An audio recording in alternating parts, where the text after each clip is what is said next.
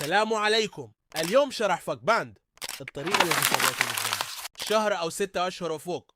لا تنسى اللايك والاشتراك. الكليشة بقناة التليجرام. أول شي نروح روبلوكس سبورت، نختار العمرة.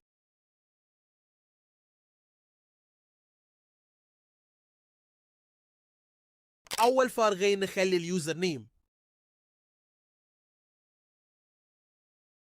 ثم الإيميل المرتبط بالحساب.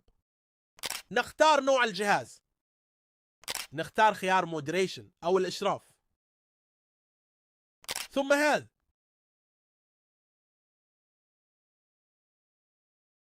بعدها نخلي الكليشة، نختار سبميت.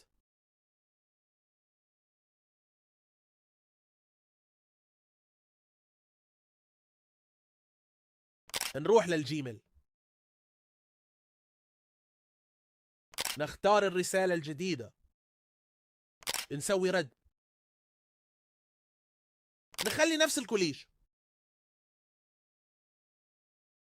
وخلاص إذا مشكلتك بسيطة راح تنحل.